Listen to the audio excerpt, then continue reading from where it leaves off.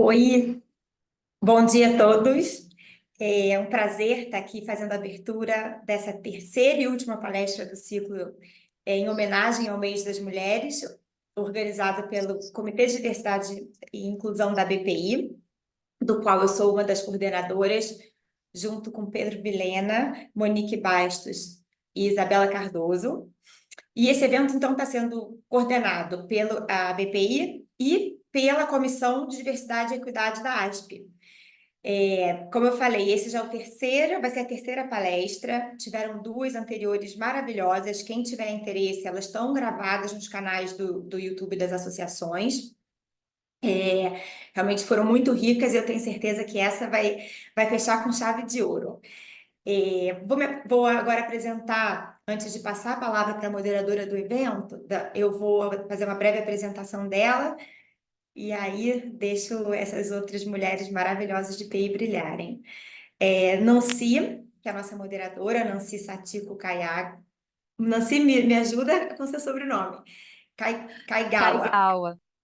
Kaigawa é sócia do Casnar Leonardos, agente da propriedade industrial, tem um MBA em Innovation Management pela FIA, pós-graduação em Direito Empresarial pela PUC de São Paulo, graduação em Direito pela Universidade de São Paulo, membro da Associação Brasileira de Propriedade Intelectual, membro da Associação dos Advogados de São Paulo, membro da Associação Paulista de Propriedade Intelectual, ASP, membro da Associação Internacional de Advogados, IBA, conselheira do Comitê de Direito da Moda da OAB e vice-presidente da Comissão de Propriedade Intelectual da OAB de São Paulo. Bom, um extenso currículo. Nancy, bom, um prazer te apresentar, e agora eu passo a palavra para você e para as meninas, tá bom? Obrigada.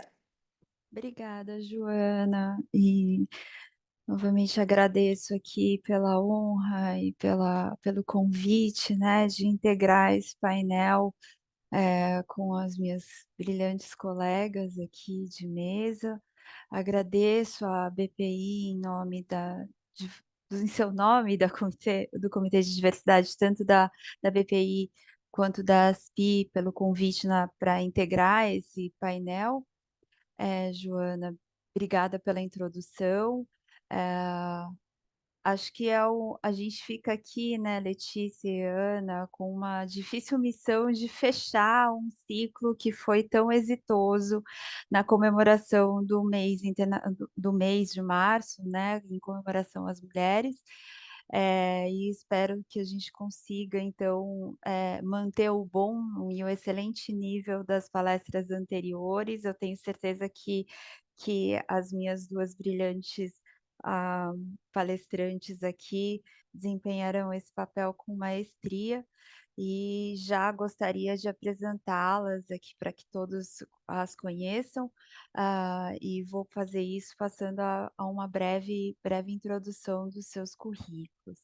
Então, a Letícia Danens é mestre em Direito Comparado pela Universidade Livre de Bruxelas, Bélgica, e bacharel em Direito pela Universidade de São Paulo. Advogada e sócia do escritório Guzmão e Labruni, diretora de estudos e membros da diretoria da LES Brasil, diretora editora da BPI, membro do Copyright Committee da INTA, membro do Famous and Well-Known Marks Committee do Marques e especialista da Câmara de Nomes de Domínio do Centro de Solução de Disputas da BPI.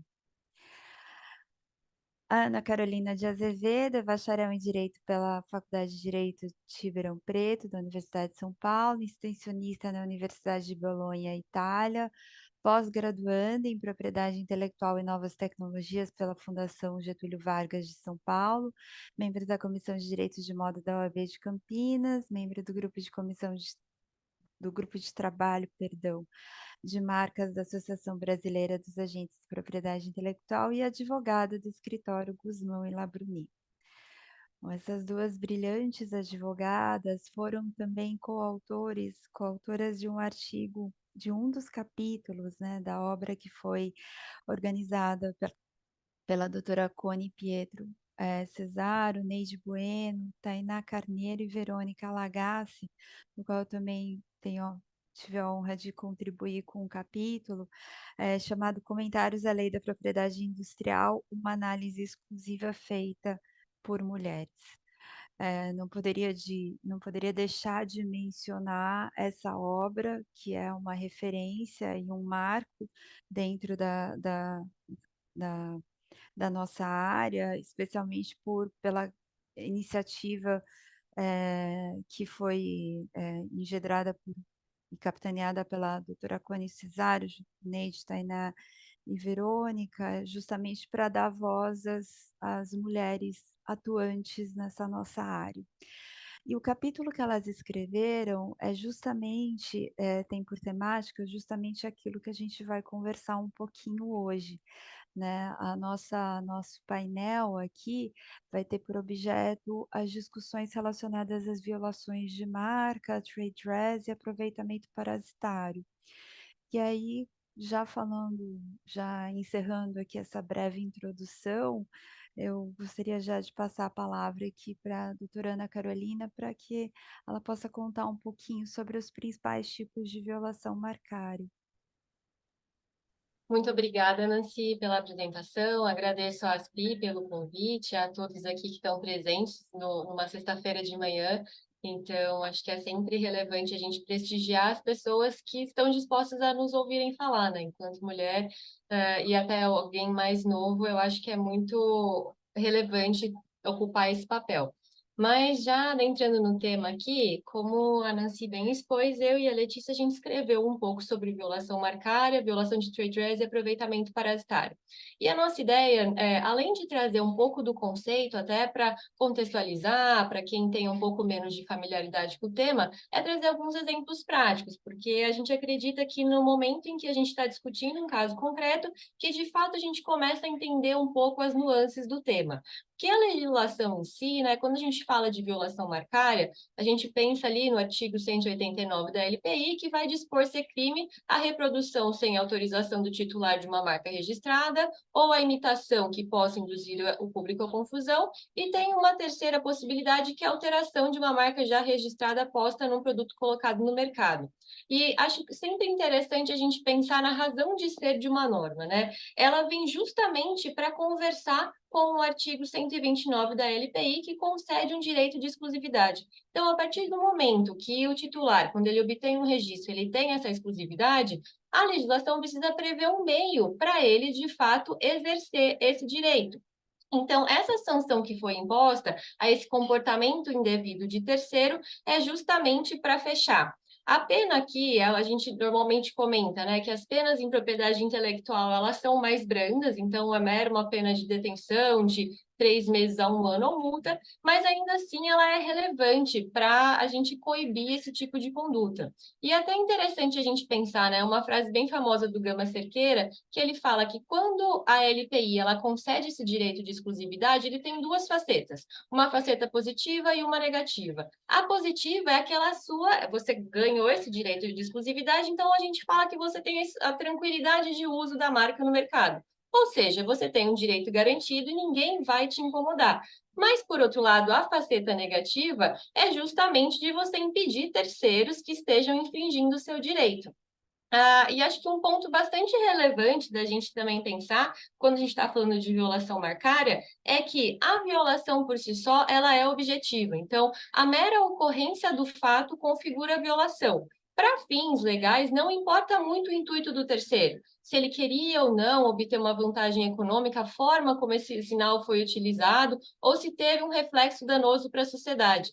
E isso se reflete, inclusive, quando a gente pensa, a gente está falando aqui muito mais na esfera penal, mas esse tipo de violação também é um ilícito civil.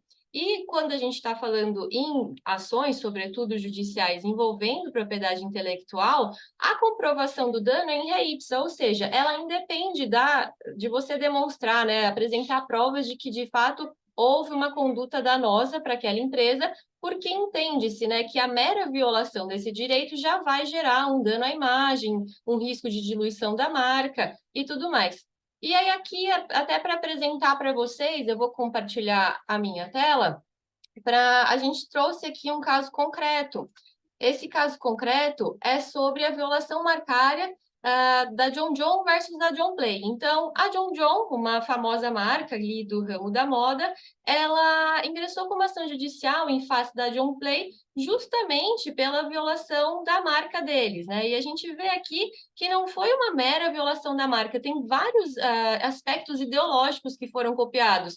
Tanto a questão da brincadeira ali, de serem duas palavras, eles só trocaram a segunda, quanto as chaves, que eles fizeram uma estilização muito semelhante, a frase embaixo, que uma era Made in Heaven e a outra Made Forever, e a própria fachada dos estabelecimentos eram muito semelhantes. Então, aqui a gente tem um caso bem claro de violação marcária, onde a sentença julgou favoravelmente a John John, e isso foi reforçado pelo Tribunal de Justiça de São Paulo, justamente porque um homem médio, ele poderia, sim, ocorrer em risco de confusão e entrar na John Play pensando se tratar da John John, né, ou alguma iniciativa da própria empresa.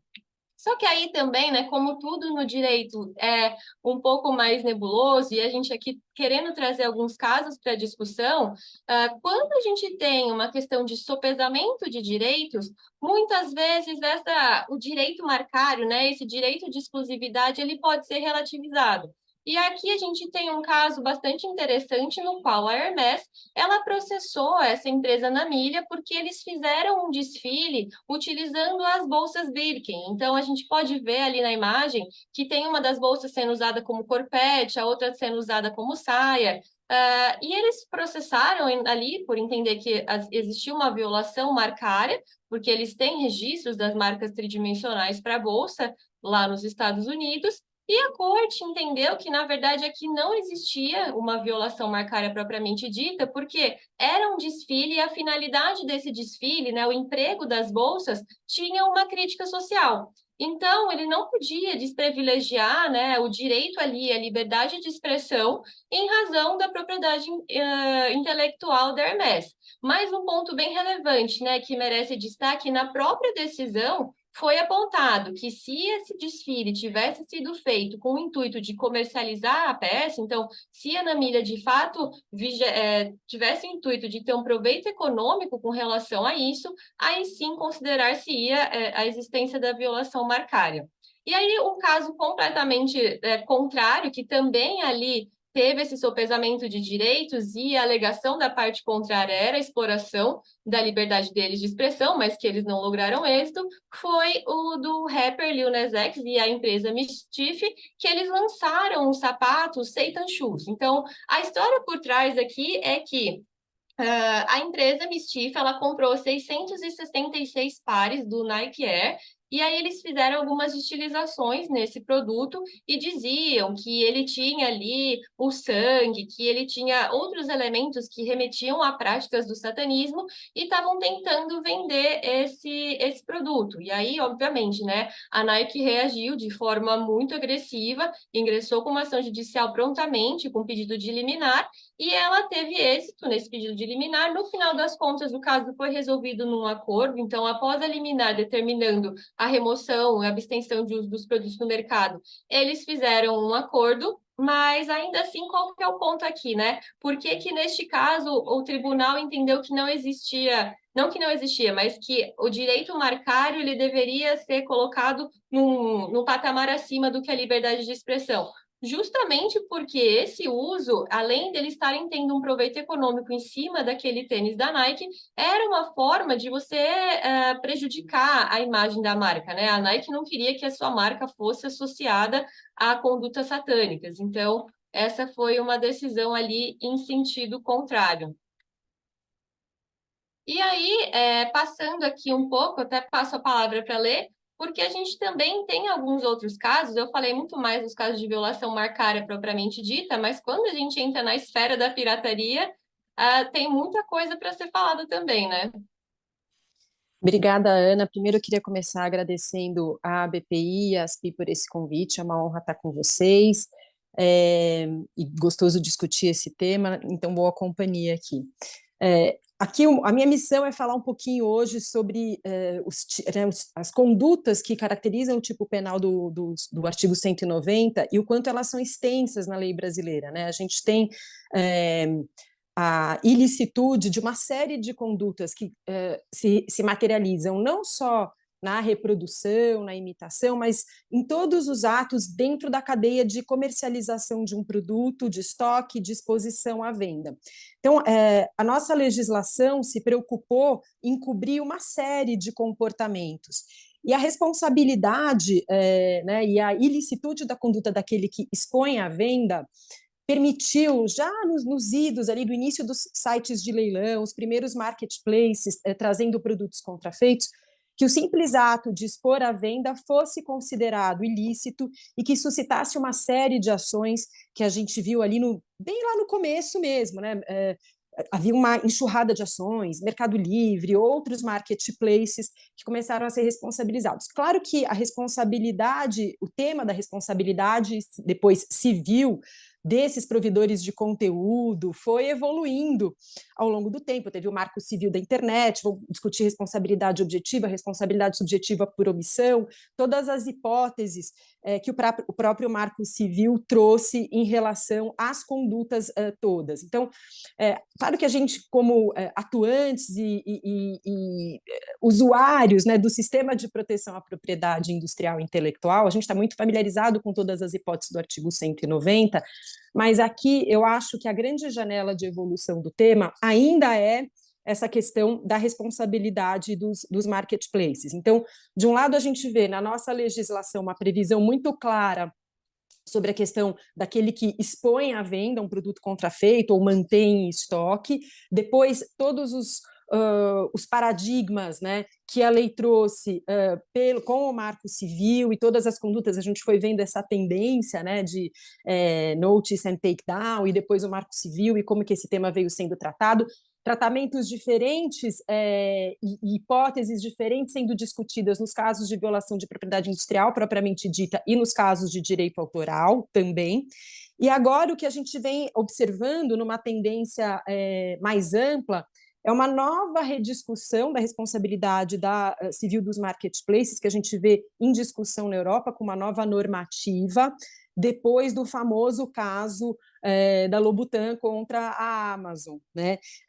Então, o grande marco agora que está se discutindo sobre a responsabilidade civil dos marketplaces, eu acho que esse é o gancho para falar aqui no artigo 190, o expor à venda, né, produtos contrafeitos, é a questão da discussão desses marketplaces que, de um lado, vendem, né, ou abrem esse espaço para que terceiros comercializem os seus produtos, mas quando o próprio marketplace, a própria plataforma, também comercializa produtos próprios e não fica tão claro para aquele usuário, para o internauta que está navegando naquele espaço virtual, onde está a identificação clara de quem é o fornecedor e o vendedor daquele produto. Então, nesse caso da Lobutan com a Amazon, que foi super discutido e que trouxe um novo paradigma, que ensejou uma nova regulamentação dessa responsabilidade na Europa, e que eu acho que essa discussão vai chegar aqui no Brasil, foi justamente os casos em que a própria plataforma oferece outros produtos, ela tem outras funções que não só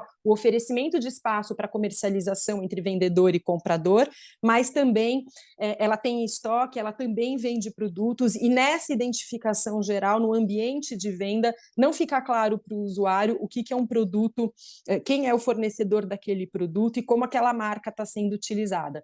Então, eu acho que esse é um tema que ainda vai evoluir bastante.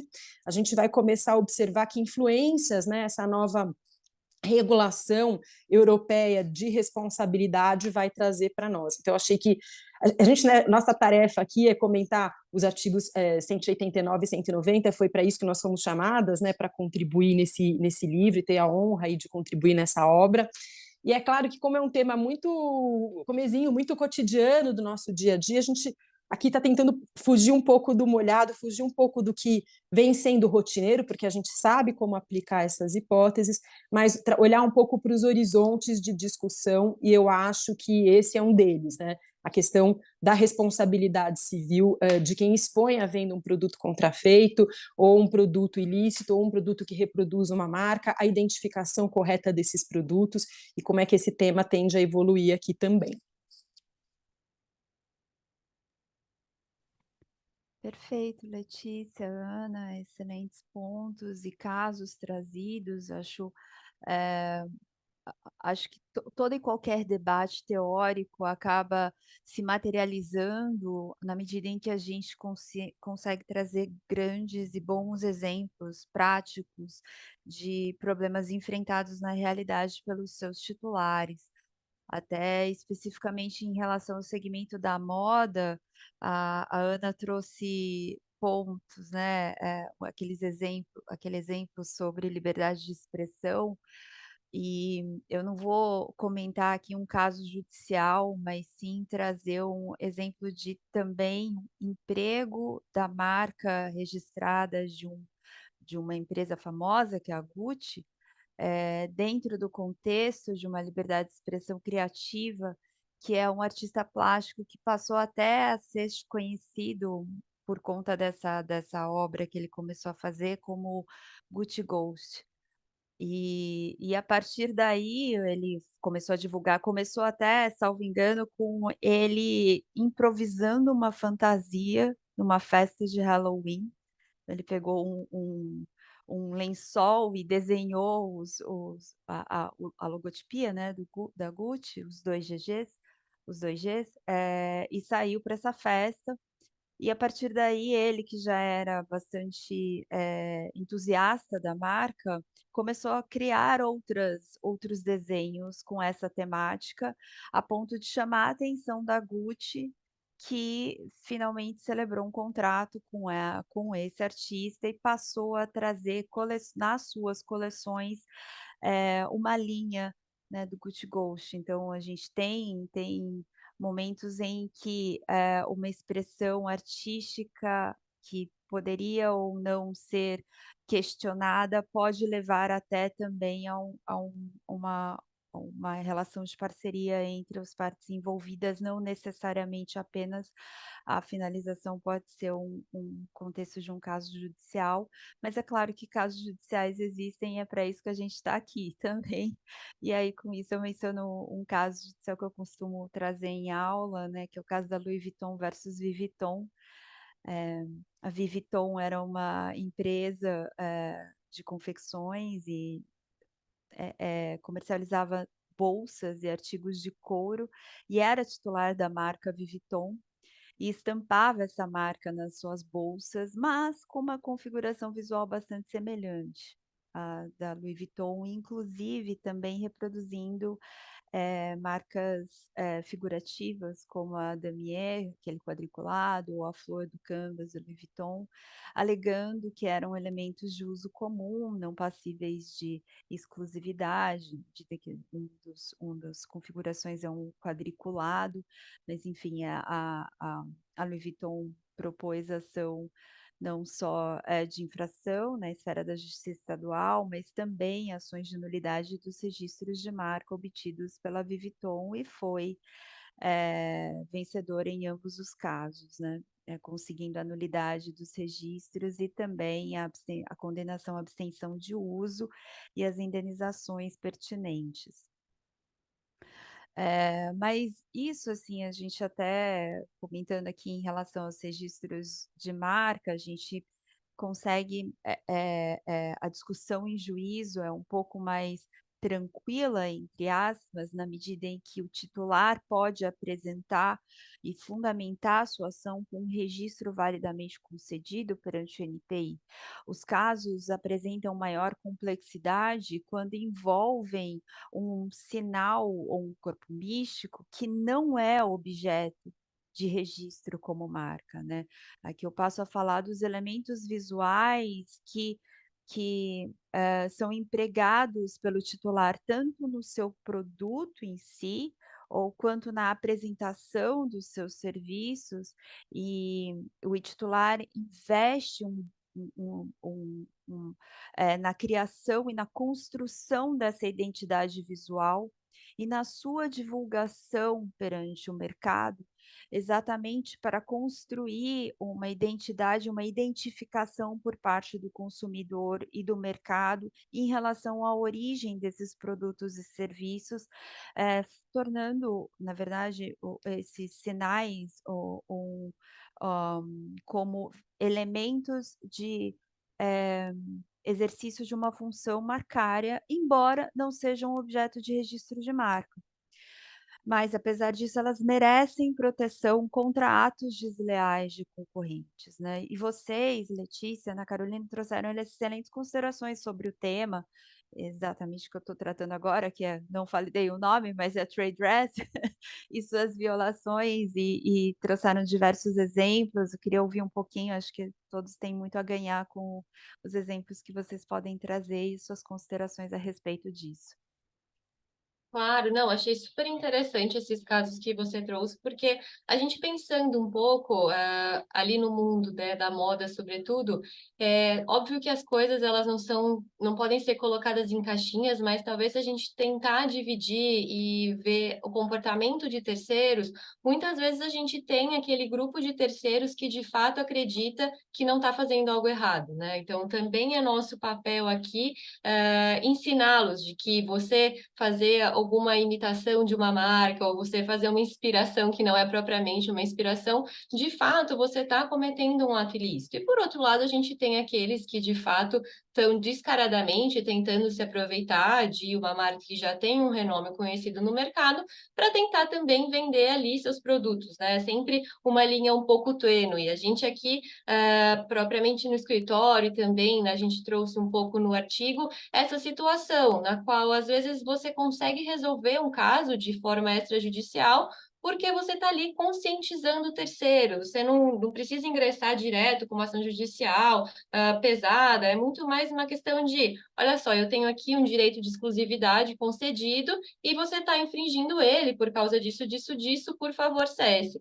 Mas como você falou, né, a questão ela fica ali um pouco mais nebulosa quando a gente não está falando só de marca registrada, porque, obviamente, se a gente está falando de um título que foi concedido pelo INPI, você tem ali um direito de exclusividade, você está assim no melhor dos mundos. Mas, normalmente, a Letícia também apontou, agora também com essa questão da internet, né, da gente ter ampliação das formas de violação, muitas vezes as condutas dos infratores também estão extrapolando, né? Cada vez mais eles estão mais criativos. A indústria se evolui. E aí é o caso, como você apontou, da gente estar falando de violação de trade dress. E na violação de trade dress, a gente consegue ver ali uma característica semelhante. Então, não é propriamente dito de você ter, é a minha marca que está sendo imitada ou é exatamente igual. Você tem uma impressão semelhante. Quando a gente fala de trade dress, né, acho que é importante sempre lembrar que é um conceito que ele foi originário nos Estados Unidos e a gente não tem aqui uma definição legal brasileira, então ainda acaba sendo uma tradução, mas a tradução é como se fosse uma vestimenta. Então, a vestimenta daquele produto, a vestimenta daquele estabelecimento, a gente fala de fachada, de embalagem, para deixar isso até um um pouco mais palpável, porque é justamente aquele conjunto de características e não uma coisa só isolada. Mas aqui a nossa lei, ela acaba protegendo o trade dress por meio da repressão à concorrência desleal. Então, a gente tem tanto os princípios da CUP, também tem o artigo 2º, inciso 5º da LPI e o próprio 195.3, que dão ali um arcabouço legal abrangente e suficiente para tentar coibir esse tipo de violação. Porque, é óbvio, né, quando a gente está falando ali de uma violação de trade dress, nada mais é do que uma prática que é contrária à concorrência, porque o intuito ali do terceiro que está se aproveitando é fazer um desvio de clientela, ou é aproveitar-se dos investimentos que foram realizados por um titular para ele conseguir ter sucesso no mercado. Mas acho que um ponto que a gente queria trazer aqui, até a título de discussão, é que, a despeito dos tribunais reconhecerem essa proteção do trade dress, independentemente de existir um registro específico para isso, quando a gente está falando de casos que efetivamente são levados para o judiciário, a gente acaba tendo uma dificuldade de ter a concessão de uma liminar. Então, hoje em dia, as concessões de liminares são cada vez menos frequentes, porque teve ali um posicionamento do STJ em 2018, que era o caso das geleias, né, 2 geleias que eram bem parecidos, em que ele reconheceu a necessidade de uma perícia para constatação de ilícito. Então, tendo esse posicionamento do STJ, nós aqui também, enquanto procuradores, a gente acaba tendo que contornar essa situação, ou mesmo estar ali dando uma recomendação para o cliente de tentar proteger os elementos visuais deles de outra forma, porque a partir do momento, como você falou, que você tem um título constituído, você tem um caso de maior força e maior enforcement no judiciário. E aí um exemplo aqui que a gente gostou de trazer também é com relação a essas infrações da Kinder Joy, né? A Kinder Joy, ela infringia não só as marcas, mas também o trade dress da Kinder Ovo, e a Ferreira, ela ingressou com uma ação judicial em face dessa empresa, justamente pela semelhança dos produtos, né? Aqui vocês podem ver que os 2 primeiros são a linha ali de cima, né? Kinder Ovo, e do lado Ovo Joy, Ovo Toy, tô falando errado. Os ovotóis são o segundo. Então, assim, é até difícil para a gente, eu mesmo estou me confundindo aqui, a semelhança entre eles.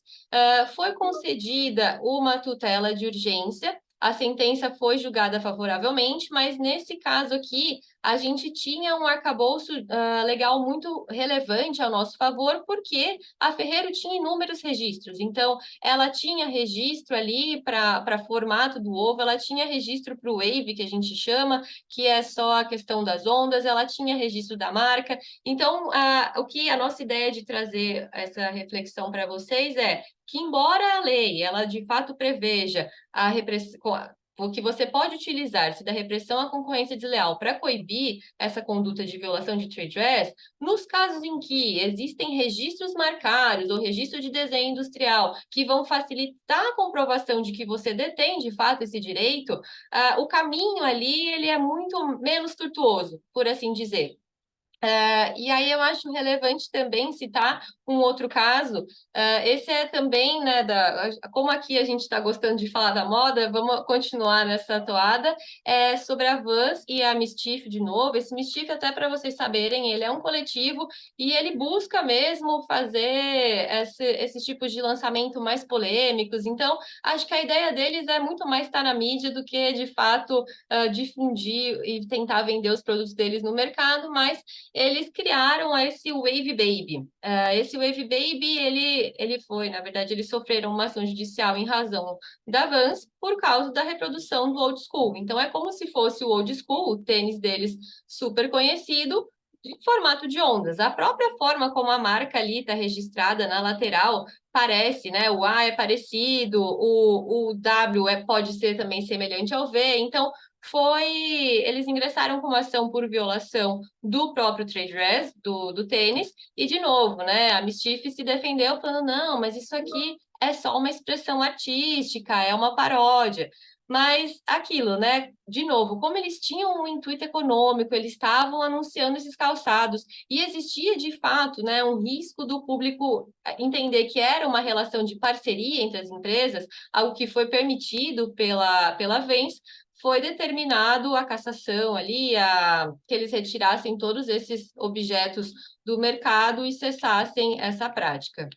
E aí, por fim, aqui nos casos de trade dress também, como a gente mencionou, né, muitas vezes a gente consegue a solução dos casos pela via extrajudicial. Nesse caso foi um misto de ambos, né, porque a gente apresentou uma notificação para esse terceiro, o terceiro ali é o Dom Príncipe e ele estava imitando as marcas da Dom Perignon, e não só a marca pela formação ideológica, né, de ser Dom mais um outro termo que iniciava com T, mas também tinha uma semelhança tanto no trade dress da garrafa, em razão do escudo de 3 pontas e da coloração mais dourada. Então, a gente tinha ali uma infração combinada, né? Normalmente, aquilo que a gente estava falando. Hoje em dia, as coisas extrapolam, não ficam mais numa caixinha de, tá violando só a marca, mas também toda a apresentação visual do produto. E aí, após a gente ter enviado a notificação, o terceiro se mostrou um pouco relutante, disse que ele não entendia que existia violação marcária e que ele não ia cessar essa prática. E aí, obviamente, né, o cliente ele ficou muito incomodado com essa prática e falou, tudo bem, já que a gente não vai conseguir resolver esse caso amigavelmente, eu vou sim ingressar com uma ação judicial.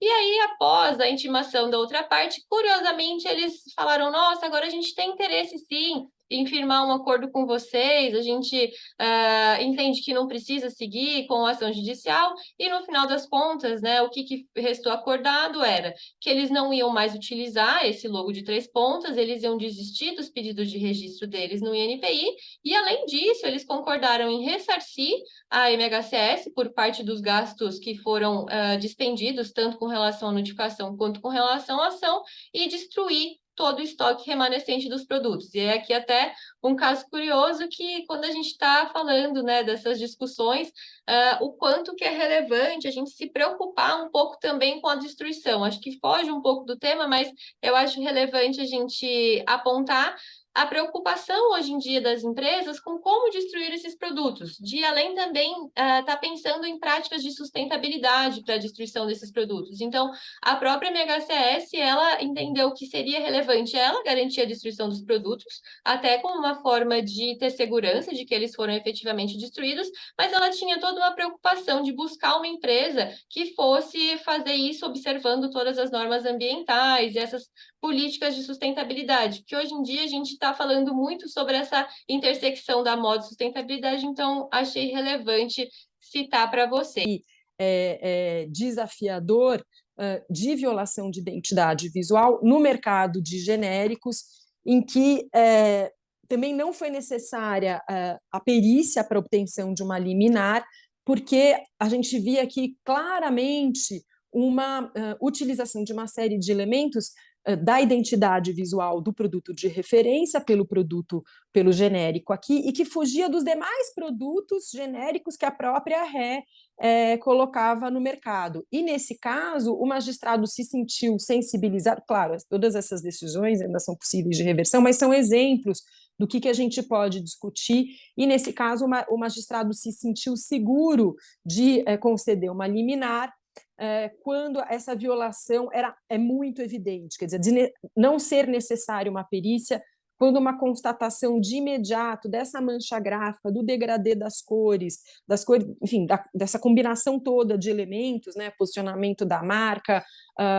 as cores adotadas para a grafia da marca e para a indicação do público destinado, né, público pediátrico, toda essa mancha visual foi considerada tão evidente que era possível a concessão de uma liminar. Mas ainda tem muito pano para manga nessa discussão, porque a gente vê as decisões bastante divididas, a gente tem, como procuradores, tentado ser mais criativos para antecipar, de algum modo, essa possível insegurança do magistrado em conceder uma liminar, porque, de fato, a obtenção ou não de uma liminar ela é muito determinante nesses casos de violação de direitos, porque os produtos estão competindo nas prateleiras, o dano ele é diário, ele é vivo, ele está acontecendo e se repetindo de uma forma continuada.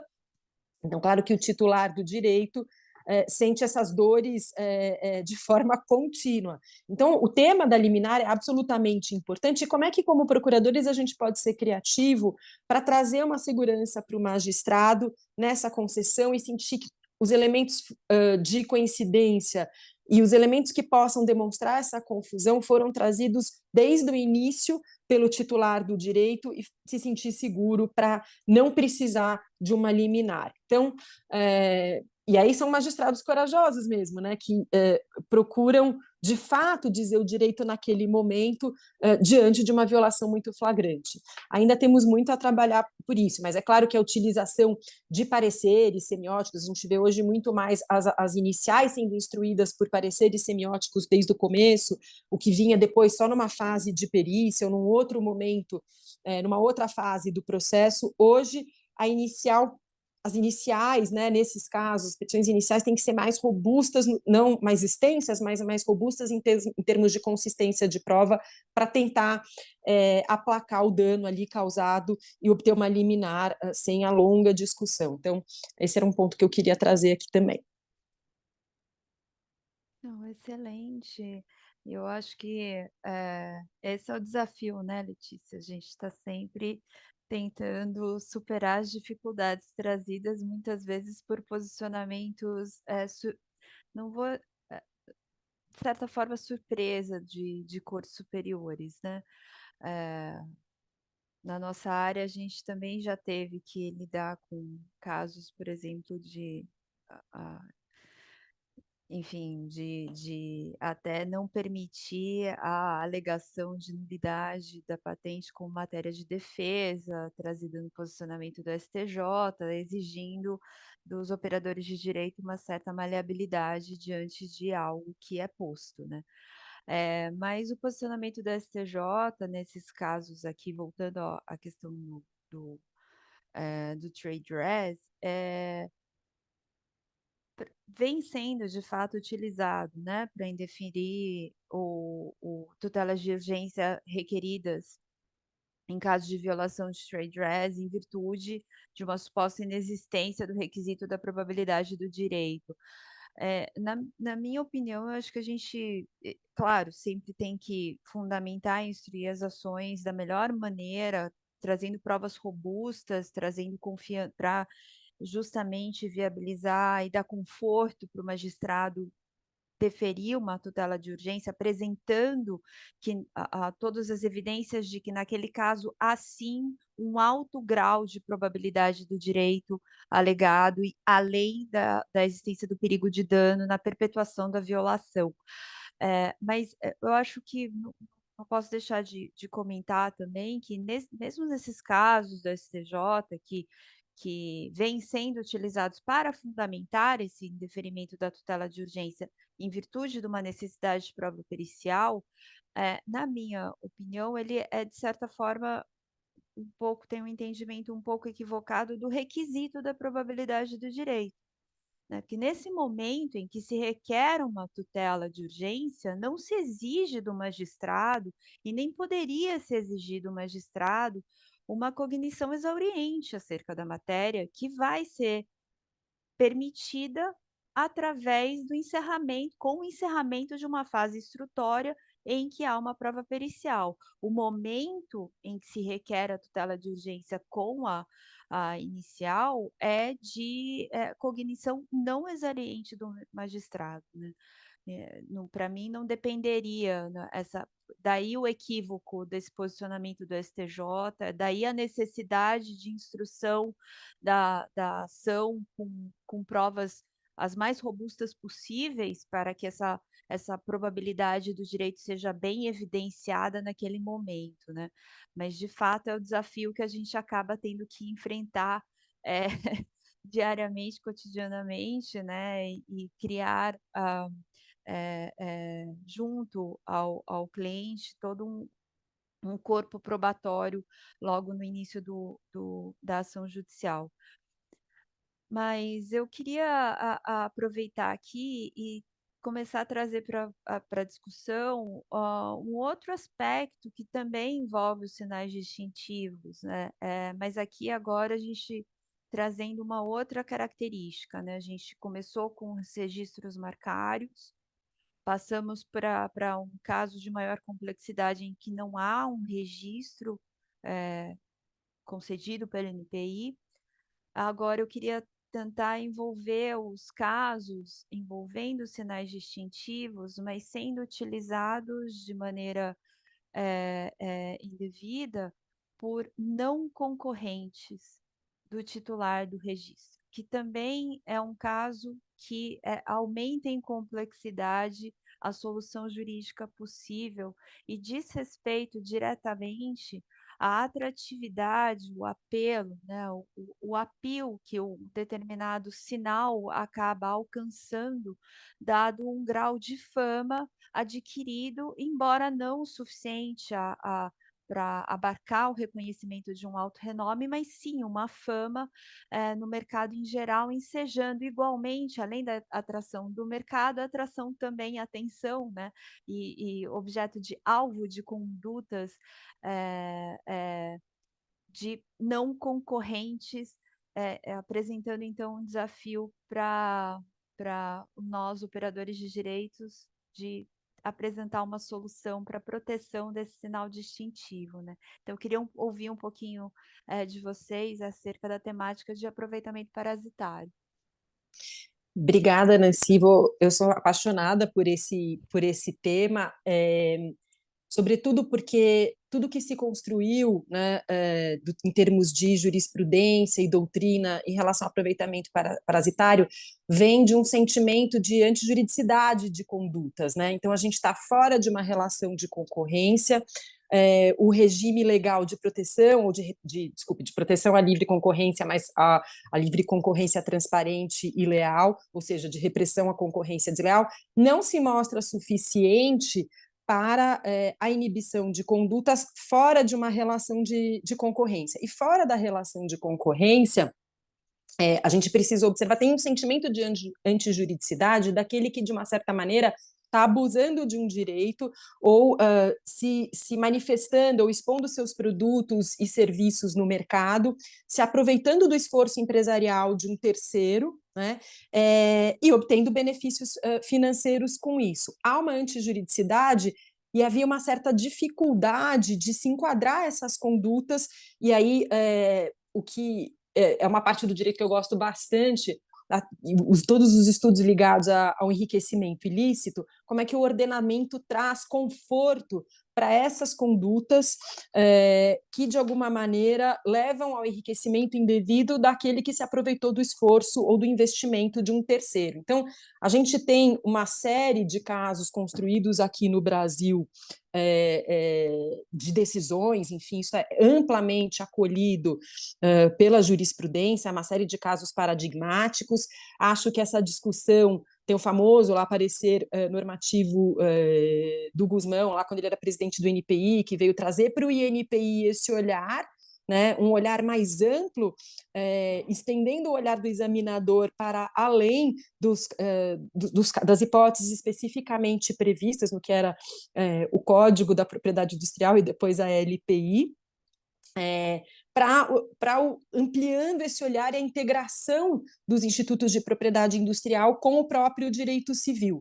E isso vem se construindo na nossa jurisprudência e foi muito bem absorvido e consolidado. Então, ele é um tema gostoso porque justamente mexe um pouco com aquele sentimento do justo, né, do correto, da antijuridicidade de uma conduta e como que o ordenamento lida com essa antijuridicidade. Então, tem uma série de exemplos.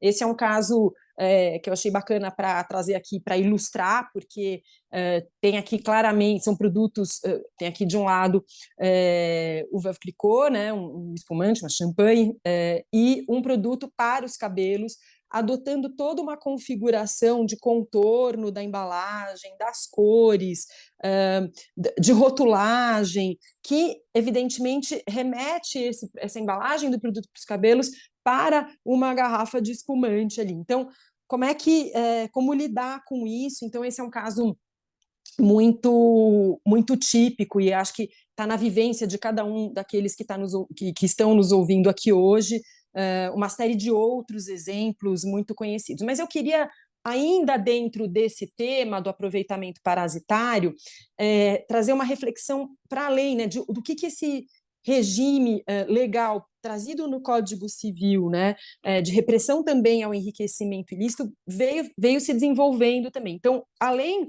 Então, a gente pode olhar pelas condutas, claro, tem uma reparação de danos, mas tem também uma ilicitude que vai além da simples reparação de danos. E aí a gente viu sendo desenvolvido também no STJ a teoria do lucro da intervenção, do ministro Ricardo Vilas Boas Cueva. Começou num caso lá de 2014, em que a Giovanna Antonelli, a atriz, tinha tido sua imagem utilizada sem autorização por um terceiro, então aqui a gente está falando de direito de imagem, não de propriedade intelectual, mas que permitiu o desenvolvimento dessa teoria, que é perfeitamente aplicável aos casos de propriedade intelectual, que é a tal da teoria do lucro da intervenção. E houve todo um exame naquele caso, porque o terceiro que tinha utilizado a imagem da atriz tinha sido já condenado em segunda instância para a reparação dos danos, num percentual ali de 5%, enfim, no paradigma, né, de quanto ela teria, né, para calcular o montante desse dano, de quanto a atriz teria oferido caso ela tivesse ilicitamente licenciado a sua imagem. Então, tinha ali um cálculo de 5% dos ganhos obtidos ali pelo terceiro. E ela não ficou contente com essa condenação, e o advogado dela apelou dizendo, bom, mas para além da simples reparação civil dos danos, existe todo um lucro obtido pelo que veio a ser chamado interventor. Interventor é aquele que explora sem autorização um direito de terceiro, que está para além da reparação do dano. Então, foi desenvolvida essa teoria, ela é muito bacana, eu recomendo a todos aí pesquisar, depois a gente pode passar aí no chat os dados desse julgado, mas eu queria trazer aqui algumas palavras do próprio Ricardo Vilas Boas Cueva, trazendo o seguinte: o dever de restituição do lucro da intervenção surge não só como forma de preservar a livre disposição dos direitos, mas também de inibir a prática de atos contrários ao ordenamento jurídico, naquelas hipóteses em que a reparação dos danos causados, ainda que integral, não se mostra adequada a tal propósito. E aí, o próprio ministro trouxe muito claramente que haveria uma possibilidade de cumulação não só do pleito indenizatório pela reparação civil do dano causado, mas também de restituição. Então, que não havia nada no ordenamento jurídico que impedisse a acumulação desses pedidos, a indenização do dano, mas a restituição do lucro obtido por aquele que explorou indevidamente um direito alheio, né? E aí ele explica: a responsabilidade civil não tutela nada além dos prejuízos efetivamente sofridos pela vítima do evento danoso, enquanto que o enriquecimento ilícito se encarrega apenas de devolver o lucro obtido em decorrência da indevida intervenção no direito de imagem de outro ao seu verdadeiro titular. Então, houve um ganho de causa ali. Esse é um julgado super paradigmático que se aplica perfeitamente como referência para os casos de violação de direito de propriedade intelectual, e que eu acho que ainda tem bastante margem para ser discutido e ampliado aqui. Então, a gente tem lá no escritório olhado quando se aplica essa teoria do lucro da intervenção, mas existe ali toda uma possibilidade disso ser aplicado não só nos casos de violação de direito de autor, mas de violação de direito de propriedade industrial propriamente dito, né? Então, ver um pouco quanto é que... E aí, isso está muito dentro do contexto do que a gente está falando aqui, que é esse grande conforto que a repressão ao enriquecimento ilícito nos traz dentro do direito civil. Então, eu acho que queria trazer essa provocação também nesse tema. Letícia, adorei essa. Eu não conhecia essa tese. E agora, até discutindo um pouquinho a mais sobre ela, já que eu estou ouvindo agora pela primeira vez, seria quase, Letícia, como se tivesse, pelo que eu entendi, vamos lá, em primeiro lugar, pelo que eu entendi, houve acumulação das duas condenações, ou seja, ele teria que pagar um percentual pela decorrente, como se fosse um royalty, se ele tivesse licenciado normalmente, e além disso, o lucro decorrente da violação, né? Tem um valor a mais, exatamente. Porque é quase como se a gente tivesse acumulado o inciso 2º e o 3º dos 210, né? Então, da é que nesse LPI, caso, exatamente, porque na né? verdade, mas isso não, como era um caso ali de direito de imagem, Sim, não sim, é foi outra examinado coisa. à luz desses É, parâmetros, é, mas o é. parâmetro ali foi que a simples reparação que Não seria aplacaria só o suficiente, dano né? não seria suficiente, por quando, claro, isso também não é que eu estou dizendo que chegou a grande varinha de Não, condão aqui para as condenações milionárias no direito brasileiro, que a gente sabe. não estamos falando de punitivos, né? Aqui a gente está dizendo que, em alguns casos, casos em que se torna muito evidente que não só ele teria pago esse valor, mas tem uma ilicitude nessa conduta de que houve o interventor, nesse caso, obteve muito mais do que ele pagaria só numa licença regular, simplesmente porque ele não houve a licença regular, justamente, né? A conduta foi levada sem isso, e que proporcionou para ele, eu não me lembro se nessa época em que a ação foi proposta, 2014, se a atriz estava ou não numa novela de TV, o que tinha sido, enfim, qual era o contexto ali. Mas, de qualquer maneira, é uma atriz muito conhecida e que a imagem dela aportou para aquele interventor uma escalada muito maior do que a simples reparação do dano, caso ele tivesse obtido um licenciamento ilícito, né, do uso da imagem. Então, acho que é uma discussão rica, que a gente ainda tem bastante margem aí para estender. Não, sem dúvida, adorei.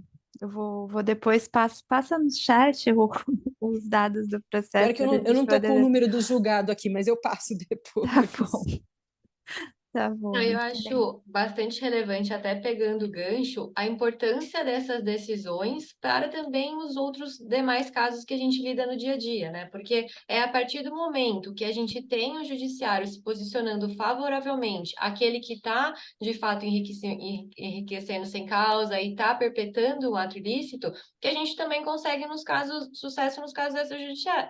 Nossa, agora tá difícil, hein? Que a gente também consegue sucesso nos casos extrajudiciais. Porque justamente a pessoa que está cometendo o ato ilícito, ela entende que caso a infração venha a ser judicializada, ela tem sim um risco de perda, e um risco de perda relevante. Não é meramente uma conduta que ele pode falar, não, tudo bem, não tem uma tipificação legal propriamente dita, não se enquadra num caso de concorrência direta, então eu não estou aqui cometendo algo que realmente seria passível de punição. E aí a gente trouxe aqui também para mostrar para vocês que a criatividade dos terceiros no mercado, ela extrapola ali, às vezes são casos que a gente acha até engraçado. Então, a própria Smart Fit, né, ele tem aqui duas variações, uma Smart Bigode, que era para uma barbearia, e a outra Smart Car. De novo, por que a gente está falando em aproveitamento parasitário aqui? Justamente porque não existe qualquer relação de concorrência. E às vezes fica até um pouco difícil, né? Quem não tem muito contato com a matéria tenha talvez uma primeira má impressão no sentido de por que isso é reprimido, se ninguém vai confundir. Normalmente as pessoas falam, não, mas não tem risco de confusão. Eu sei que a Smart Fit é para academia e que a Smart Bigode é uma barbearia. Ninguém vai achar que uma está se passando pela outra. Mas é justamente a atenção que chama esses terceiros no mercado, porque ele está fazendo alusão a toda aquela fama que foi construída pela outra empresa. E aí, nesses dois casos, foram casos que foram resolvidos extrajudicialmente, inclusive nesse aqui do Smart Bigode, teve a desistência do pedido de registro no INPI, e acho que todos vocês também já devem ter se deparado com essa onda de produtos capilares relacionados à marca Nutella, né? Porque aqui a gente trouxe somente alguns exemplos, mas são vastos. Também um dos casos mais paradigmáticos que a gente fala de aproveitamento parasitário é o da maisena e da lisena, justamente ali pela semelhança entre as duas embalagens, mas isso não ficou pautado só ali. A gente teve também alguns outros casos de imitação da maionese, da Nutella. Então, essa tendência ali, que o pessoal estava achando que era algo interessante, de transformar produtos alimentícios em produtos capilares, como se isso fosse uma prática engraçada ou algo que que não causasse nenhum dano de fato ao titular da marca. Então, aqui, de novo, né, a gente teve sucesso, em alguns casos a gente vê não só essa infração cumulando ali de marca, mas também do trade dress, das embalagens serem semelhantes, de remeterem a todos aqueles outros atributos ali da embalagem original, mas que tiveram sucesso.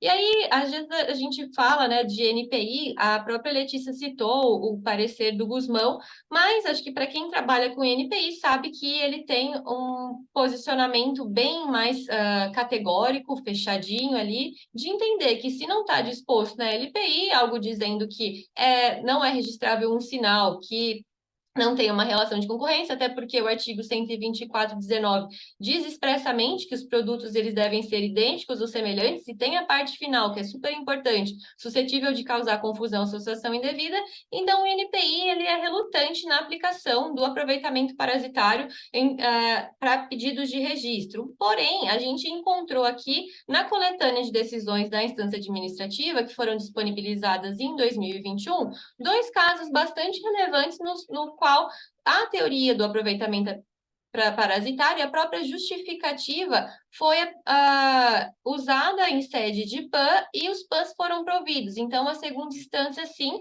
reconheceu a nulidade de 2 registros com base em aproveitamento parasitário. Um deles era da marca Twitter, antes dela ser uma marca de alto renome. Então, um ponto relevante aqui, né, até para quem não tem esse conhecimento, o INPI ele vai aplicar de forma indireta a teoria do aproveitamento parasitário nos casos de alto renome, mas justamente pela previsão legal do artigo 125 de que a proteção de uma marca ela é estendível para todos os ramos de atividade. Mas quando a gente está falando ali de algum sinal que não tem esse tipo de proteção, como era o caso desses dois na época, tanto o Twitter quanto a Kawasaki, o caso se torna-se muito mais difícil. Mas, voltando aqui, a gente teve a nulidade tanto da marca Twitter na classe 30, que era para pães e bolos, quanto da marca Kawasaki na classe 25, e o fundamento do INPI foi reconhecer que o titular estava tentando, sim, se aproveitar de uma marca que era muito famosa, não só no seu segmento de mercado, e que, ainda que ela não tivesse o status de alto renome, ele estava coibindo esse tipo de conduta, porque é um abuso de direito, né? A partir do momento a lei permite que você deposite sim um sinal e que eles não tenha relação com outro produto ou serviço, mas desde que você não faça isso de forma a burlar todo o sistema. Então, quando você está tentando aproveitar-se de forma indevida, né, como a Letícia bem falou, enriquecer ou locupletar-se de todo o investimento que foi realizado por um outro terceiro, existe essa figura do abuso de direito, que é muito mais do direito civil do que propriamente da LPI, que vai coibir esse tipo de conduta.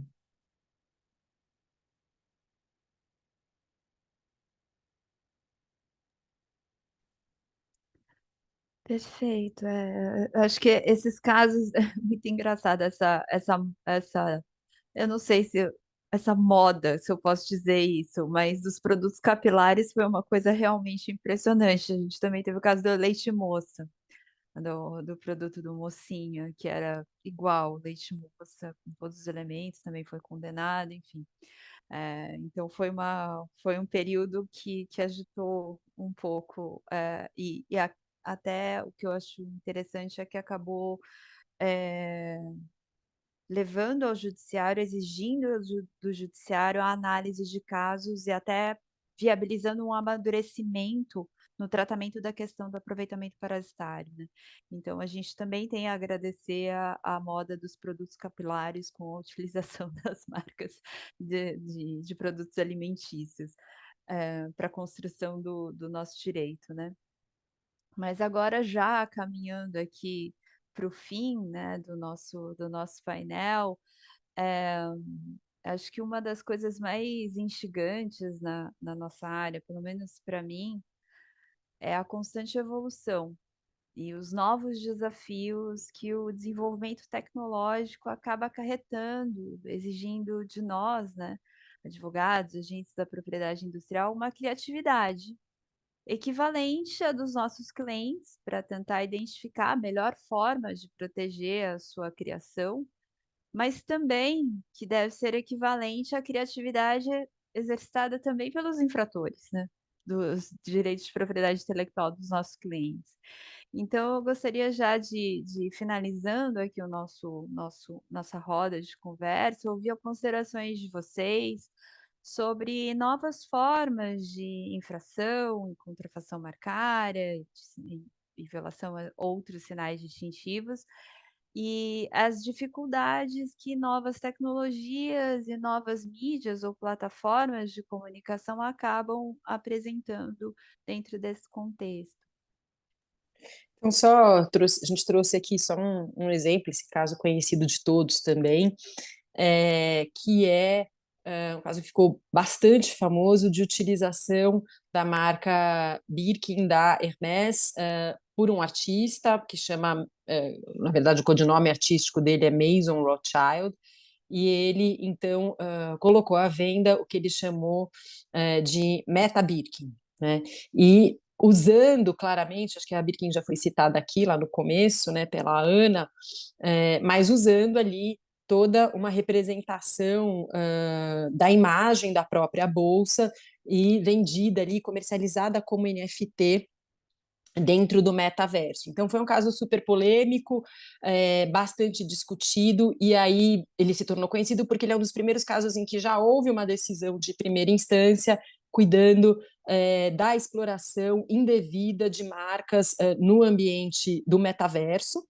Então, nesse caso, teve uma decisão proferida já de primeira instância em que foi claramente reconhecida a violação marcária, então tinham o argumento aqui da Hermès é de uma violação marcária, quer dizer, tem a utilização da própria marca e tal, e evidentemente o artista é um artista jovem, até ele usava bastante como matéria de defesa a pop art, né? Então os casos ali do Andy Warhol com a Campbell Soup, tudo que veio, né, da pop art, mostrando essa sociedade de consumo e criticando, né, a sociedade de consumo. Então ele tinha um argumento aqui forte de liberdade de expressão, né, do First Amendment lá, da liberdade de criação artística, e tentando ali, porque ele não tinha muito como fugir também do argumento de violação marcária, mas a decisão foi taxativa de reconhecer que havia sim uma violação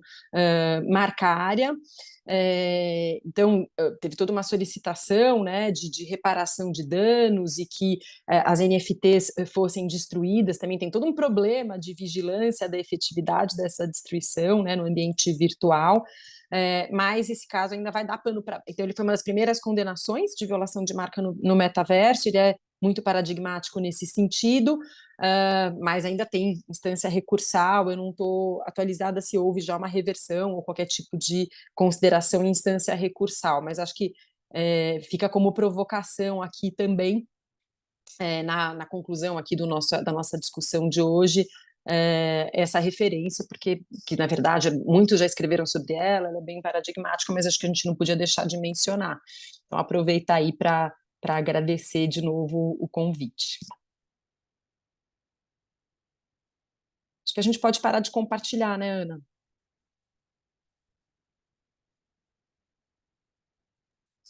E até queria também, bem, obrigada, agradeço Letícia, Ana Carolina, as exposições de vocês foram excelentes, os exemplos trazidos, é sempre muito enriquecedor em conseguir visualizar, né, o conflito em si.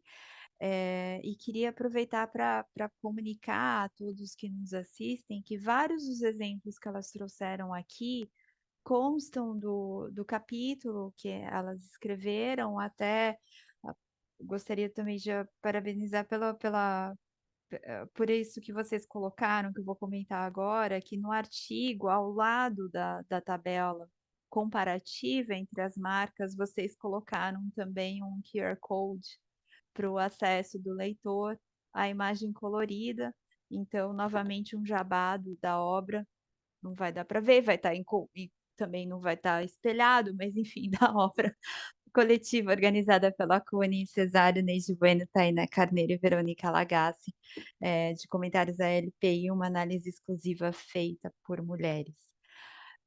Dito isso, eu acho que queria ver se tem alguma questão, abrir para a plateia, não sei como está funcionando isso, mas acho que algumas das perguntas já foram aqui respondidas enquanto a gente conversava, né?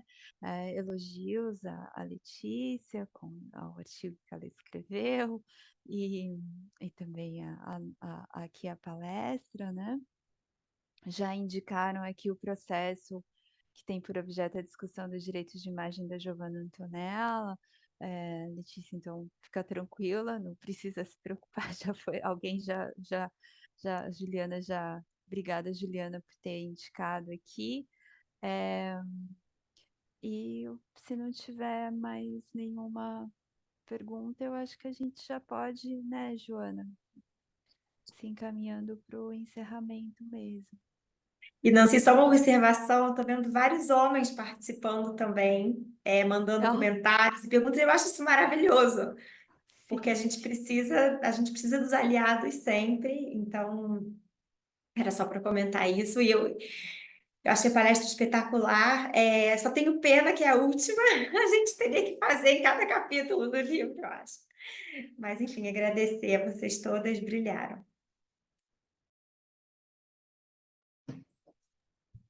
A gente Tá fica à disposição, agradece. Sobre a teoria do lucro da intervenção, salvo engano, eu e a minha sócia Gabriela Lima escrevemos um artigo sobre a aplicação dessa teoria para direito de autor, acho que saiu no Migalhas. Depois eu posso ver a referência também, já faz um tempinho. Mas acho que é legal trazer, né, as novas fronteiras, os novos temas que estão sendo discutidos. Então, para a gente foi uma honra estar aqui. Obrigada, então acho que podemos encerrar. Mais uma vez, Obrigada, obrigada. gente. Desculpa. Obrigada a todos pelo dia, e então uma ótima sexta-feira para vocês.